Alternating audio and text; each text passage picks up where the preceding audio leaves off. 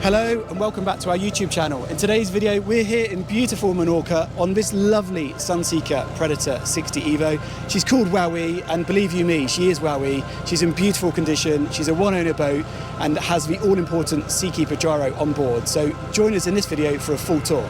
Let's go.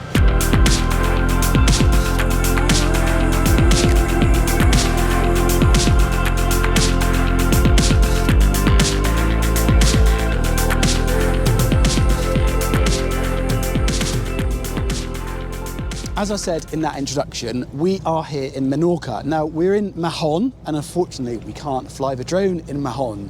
So we switched to the GoPro from the rib. So just if you're wondering why there's no drone today. I start this video here on the platform. There's lots of key features on the 60 Evo that makes it such a desirable and well-designed boat. And starting with the platform here. So you can see here, we've got the Evo logo down in the decking. We've got a high-low platform here that could recover either a jet ski or a rib. Now, unlikely to be a rib because the rib can also go in the garage. So we'll do that when we get back to the port. So we'll do that when we get back on the berth, and we'll show you the tender garage. So keep watching for that. But I just love the way this is designed here on the stern. So we've got this carbon fibre flick here that goes across the garage and over the crew cab, and that looks really nice. And with those backlit, or they're not backlit, but with those recessed Wowie letters, it looks really, really good. We've also got a seat here on the transom, so these cushions of course pop on and off, but it just makes this transom area that bit more interesting. Starboard side here we've got the crew cab. So realistically, this is going to be used as a storage area. So good example, as I've said in one of my other videos recently, this is a client's boat. They use it with their family, and this is really what you get in the crew cab. There is a toilet in there and a wash basin if you wanted to use it, but the reality is most people would use this as a storage area, but it works really well. It's easy to access, it's waterproof in there, so any gear is not going to get wet. So it's a really handy space. Starboard side, we've also got the passerelle. So we look here on the top step, again we can probably show you that when we're back on the mooring, but we've got a passerelle, and then underneath here you've got your shore power connector in there, and then as you'd expect, a freshwater shower just mounted on the starboard side there. A couple of short steps up into the aft cockpit, and this is where this boat really, in my opinion, comes into its own. So we've got this huge sun pad which has got the chevron styling on it. You could easily have 3 adults lying out there, and a great place to sit and relax, enjoy the afternoon.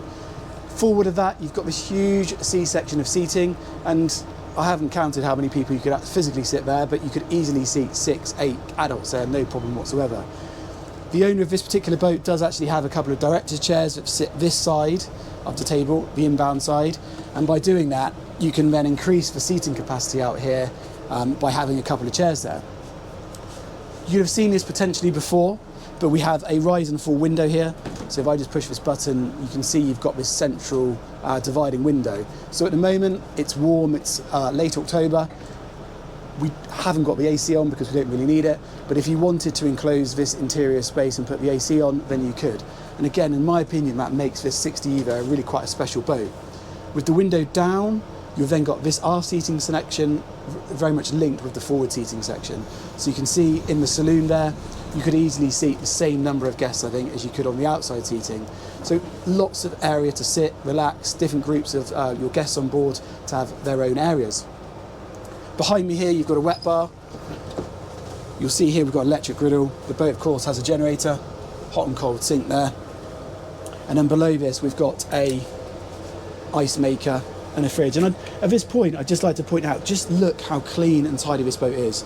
Now, we do lots of videos of boats and we see all different conditions, shall we say. And we'd appreciate that owners use their boats, we understand that. But what I like on this boat particularly is when you go around doing the photos, there's no surprises. Everything you open is really clean. The fridge, immaculate. Haven't actually opened the ice maker. Again, immaculate. In fact, it's still got the original instructions actually in there. It doesn't look like it's probably really ever been used. Again, the griddle is all very clean. The owners of this boat have a property in Menorca, so yes, they do use it, but it doesn't have lots of time people staying on board. And I think for somebody that's looking to buy a boat that's had light use like this, just day use, it's quite unique. The 60 Evo, when it was launched, was one of the first boats in the range to start introducing lots of extra detail styling. So here we've got these stainless steel inlays and these soft panels on the edge there of the main moulding. And then we've also got the LED lights in the ceiling here in the aft cockpit. think before we go inside and show you that saloon, let's go up on the foredeck and just show you that space as well. So Nathan, follow me. Oh, in fact, before we do, second station. So this boat, we'll talk about this more later at the helm, but this boat has got the Zenta joystick. And in fact, skipper Andrew might even let me demonstrate that to you. So keep watching, because we'll do that in a minute. But you've got a second station here and a bin. So if you use boats, you'll appreciate how easy and how convenient it is to have a bin there. Side deck access, equivalent space either side. Starboard side would be your main access, but you've got here the Pred 60 Evo logo. Nice sturdy handrail with this stainless steel bar midsection. Electric window there, so we can put our hands in and speak to the skipper who's in there, Andrew. In fact, say hello to Andrew. Andrew's been a feature of some of our more recent videos. Andrew's from Sunseeker, Menorca. Very helpful for us today, skippering this lovely boat. Up on the foredeck, we've got another lovely sunbathing space, again with that chevron style seating as we have on the R sun pad. These all covered up, we uncovered these this morning.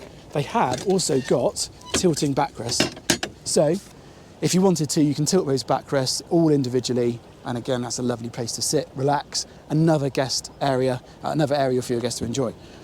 Useful feature, and you tend to find this on the slightly larger boats, is you've got these storage lockers on the foredeck. So you can see there, we've just stuck the cover in there for those bow cushions. Cup holders, audio system. Now it's pretty much a given now that boats like this will have a full audio system, and this one does.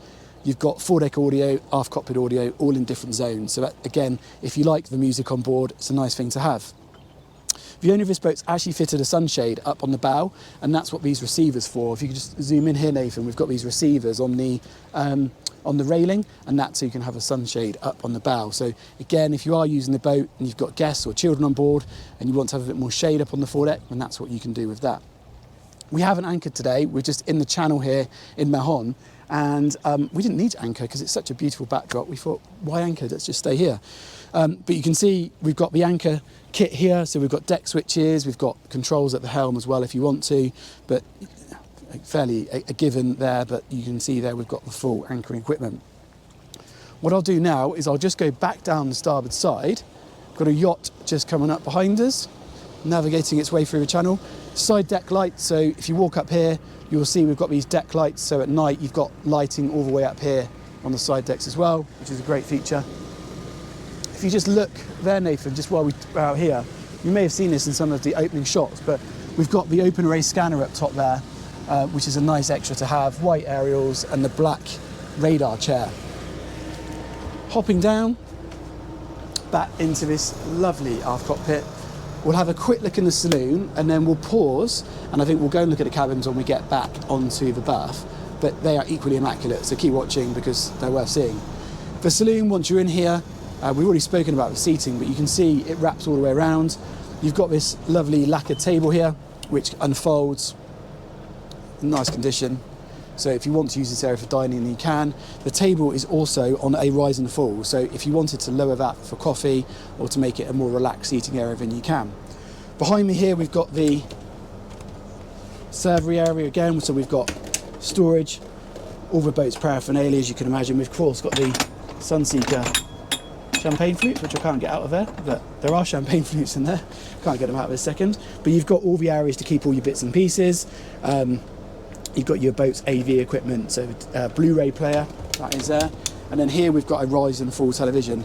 Now, I'm sure you've all seen a rise and fall television before, but at some point I will find the button and I will push the button for you. So if you want to use this area for relaxing and watching a movie or watching some TV, then you've got a Samsung frame television in there. So again, keeping that theme of attention to detail, that's actually one of those televisions that shows the artwork as well as being a TV. So it looks very smart. So while that's doing its thing, in fact, I've done it now, so let's put it back in. There you go. So that's that. And then we've got an additional fridge here.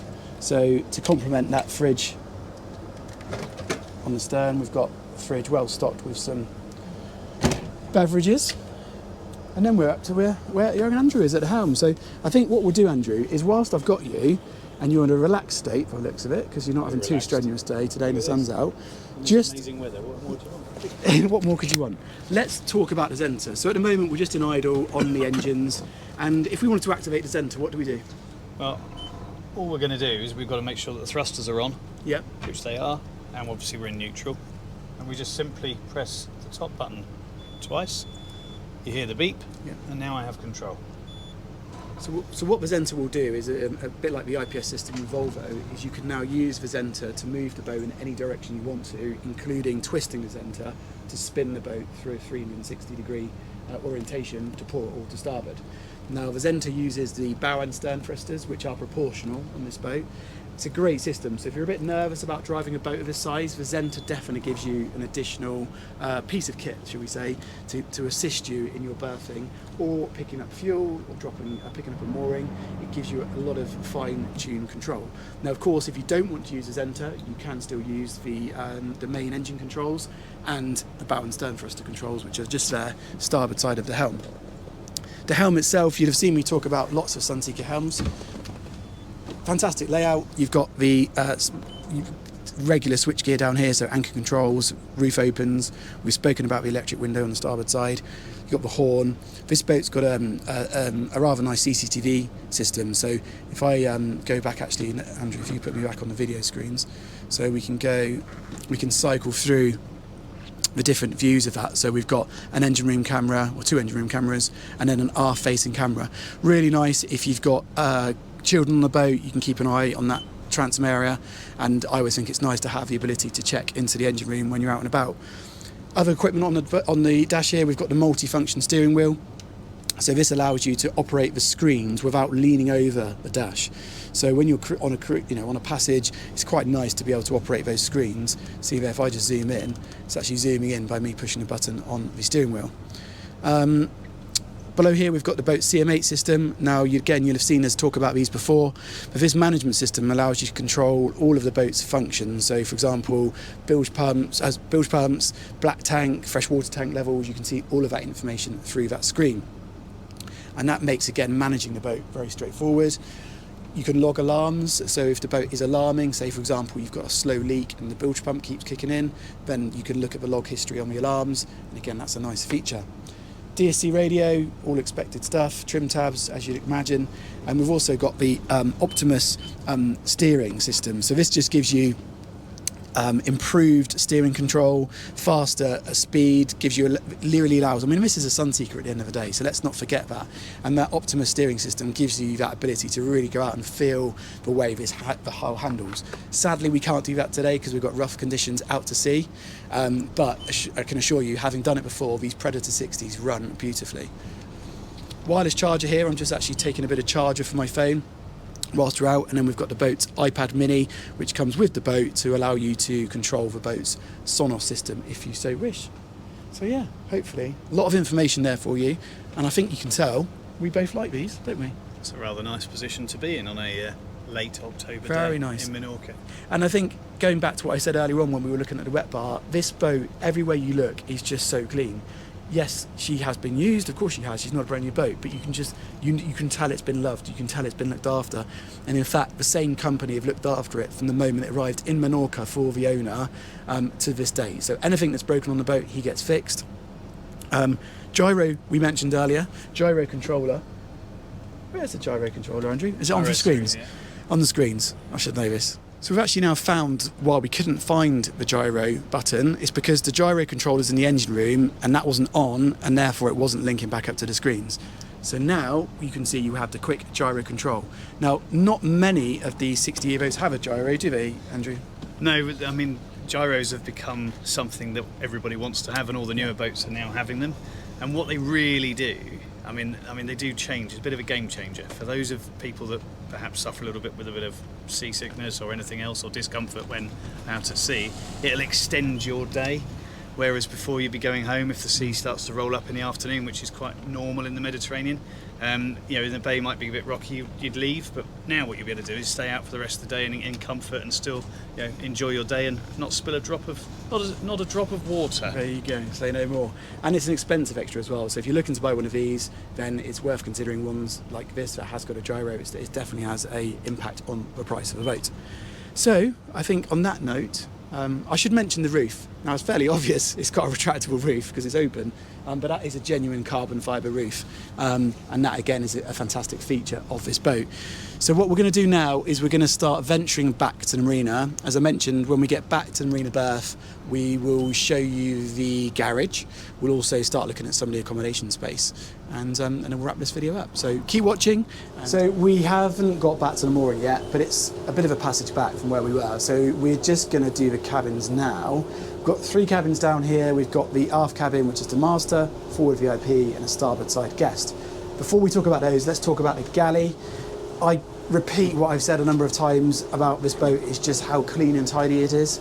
So you can see everywhere you look, it's clean, there's no dust, there's no fingerprints. It's very, very clean indeed. We've got Melier appliances, doesn't look like that's ever been used. I don't think the hob has probably ever been used. The sink isn't scratched.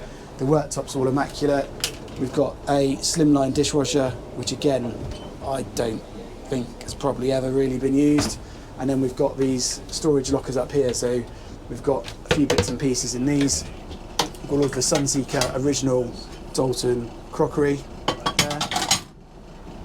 And show that one. We've got this stainless steel, so we can stop that shutting, stainless steel banding working all the way around as well.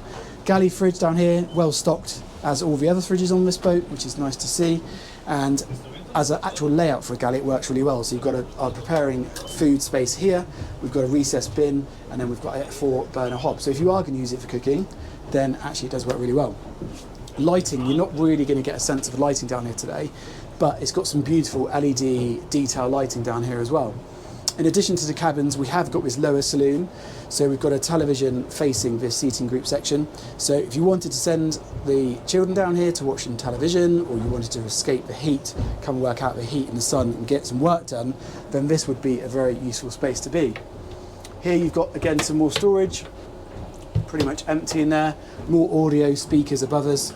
And then that bit further forward, we're then into this forward cabin. So this is the forward VIP, great head height, fantastic design elements with the lighting, the light colour wood, the nod back to the Sunseeker heritage there with the S in the headboard panel, and just look at how it's presented. We haven't touched a thing in this cabin. This is how we found this boat today, which is a really nice way to be. Storage all the way around these top locker boxes, and then behind me here we've got the, one of my fingers on the door there, we've got a full hanging wardrobe here as well, which has got some bed linens in, but you could obviously keep your clothes, shirts, dresses, whatever you need in there. But I'm sure you'll agree, it's a beautiful cabin and a very nice VIP. Before we look at the other cabins, let's look at this day head, which is also the ensuite for the forward cabin. Now here we've got a separate shower enclosure, we've got Tecmar electric flush toilets, really nicely finished in here. We've got a heated towel rail, we've got storage, and as with the rest of the boat, you can hardly tell it's ever been used. Countertop mounted sink, Villeroy box sink, and then again more storage above. So this works, like I say, as a day head, but also as the ensuite for a Jack and Jill arrangement into that forward cabin. We just go and have a look now at the starboard cabin. So if you follow me, Nathan, we've got the starboard guest cabin here, which is a Pullman. But what I like in here, even though it's a Pullman, there's still really good head height. So I can easily get changed in here, I can easily move around. You've got this ladder here which aids access into these berths. We've of course got the blinds down because that's how a boat's been stored, but you've got those huge hull windows letting all that natural light in if you want it to. But even though it is a Pullman cabin, like I say, it works really well. I like these little ledges here next to the bed, just to keep your bits and pieces on. Full AV in here as well, so it doesn't go shy on that. So we've got television in here and audio system as well. If you wanted to, you can actually fold this table down here to be an occasional berth. So you'll see we've got some receivers in the floor. So that could easily be an occasional overnight berth for somebody. So master cabin is full beam. Of course it's an ensuite, so we'll look at that in a second. But being in a full beam cabin, we've got grey head height in here, we've got this central bed, television of course on that forward bulkhead, but it's a really, really lovely space. Mirror there on the port side, of the side of the ensuite, which just obviously reflects the light and makes this space feel even bigger than it actually is. What more can I say? It's a beautiful cabin. We've got good storage. We've got hanging wardrobe space here. We've got television. We've got these beautiful windows. I will lift this blind up this side just to show you that view. I mean, look at that view through those windows. And there you can see, just bring that camera down, Nathan, if that GoPro will deal with that light, but it's just stunning. And this is just such a lovely cabin. The engines are running at the moment in Tickover. I can't hear the audio that's being recorded, but I'll be interested to know if you can actually hear any of that sound, because the engine's just, yes, of course you can hear them, but it's a very well insulated cabin. As with the rest of the cabins, we've got beautiful overhead lighting. As you know, we do sometimes suffer with flickering on these videos to do with hertz of the lights, but today I think we've managed to deal with it pretty well. Access here to the forward bilge pump, so you can access that through that lift panel there. And yeah, a very, very nice cabin. So I promised you we'd look at the crew cabin. I promised you we'd look at the engine room. So before we do, Nathan's quite rightly just showing you the ensuite to the master cabin, because I haven't shown you that. But you've got that lovely shower, separate shower with a rainfall shower head. And then we've got the, again, as with that forward ensuite, we've got the Villa Block top mounted sink and a Techmar electric flush, a very modern loo system. So all in all, a very nice cabin with a beautiful ensuite. Engine's slowing down, so it sounds like we're approaching the berth. Let's head back up and see what's going on.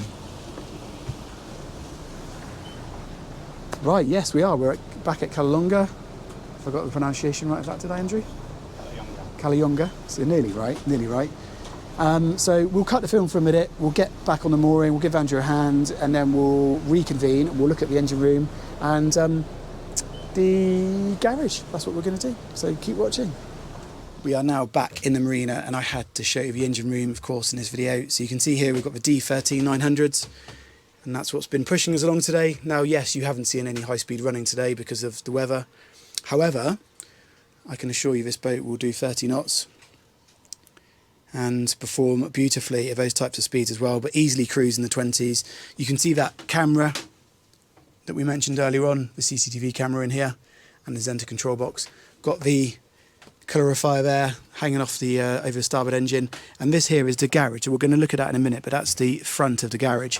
Now, in true Sunseeker fashion, everything's really well laid out in here, really easy to access. Engines on straight shaft on V60s as well, which is nice. The no V drives. You've got some storage actually, which you could use down that port side of the garage. As with the rest of the boat, this engine room is immaculate. It really is very, very tidy in here, and well lit as well. So if you do have to come down here to operate and do anything, then the lighting definitely helps. In these panels here, we've got the main breakers for all the systems on board. You can see here, it's all nicely labelled, easy to understand. And actually this button up here, if you wonder what this does, this is the override for the platform. So this boat, as we mentioned, has a hydraulic platform. Should that ever get stuck down, the engines won't start when the platform's down for obvious reasons. You can push that button and start the engines. Fire system, of course, in here, and a light switch there. Turn that off, and I think we'll go and head up and look at the garage now. As if by magic, we are now back on the berth. Andrew Thomas did a great job of bringing us back in. And as we said about earlier on, even given the size of the boat, with those bow and stern thrusters, with the Zenta, mooring is so straightforward. It's all going on here. We've got the garage lifting, the sunblind going in. I mentioned earlier on in the video we were going to show you the garage. Now this particular boat has got a Williams jet rib in the back, so we've got the Williams 345. Now as you can see, that fits really nicely in that garage, and once the garage is fully up, you can see, because of the way that's hinged, you can actually really get into the garage as well. So there's no chance of hitting your head. You can really get into that garage nice and easy. Now, you've seen me talk about the garage launch systems before. It's on the Williams tender launch recovery system. Very straightforward. You've got a wired remote here. You push down, encourage the tender to slide out a bit, lower the platform, and off you go. So it works really, really well, and as a great feature on board this boat. Great for getting ashore, great for going for a water ski, or for the children to play on. So you can see now the platform's going into the water. Hopefully Andrew's not going to put it all the way in, because I have got trousers on today. But I always say to clients, this will go in probably just above your knee. Great if you're swimming, because you can swim onto the platform and stand up. You can, as I said earlier on, put a jet ski on the back here, a couple of sea bobs. So it's really a nice additional feature to have. So lifting up now. That noise you can hear is just an audible alarm, just for safety reasons. Swim ladder port side here of the platform. So yeah, a really great area to enjoy. We saw the seat earlier on the back of that garage moulding as well. So Andrew, we can put that down now. I also briefly mentioned the passerelle earlier. So now we're back in port, we've put this passerelle out, and vital for getting ashore here in the Med. And I think that's probably about a good place to wrap this video up. I do hope you've enjoyed looking around what I think is a great example of what is a fantastic model. She has done just under 400 hours. She's, like I said, numerous times in this video, superb condition throughout. She's got full service history, the gyro, a lovely colour scheme throughout, one owner. We'd love to hear from you more. The full details for this boat will be in the description below, so look down there. You'll have also seen my details flash up during this video on the screen, so please do get in contact. We'd love to hear from you. Thank you very much for watching. Do subscribe, hit the like button, drop us a comment. Thank you to the owner for letting us do this today. Also to Mr. Thomas for skippering, and Wan for being a great all-round person helping us in this video today. So thank you again for watching, and we look forward to hearing from you soon.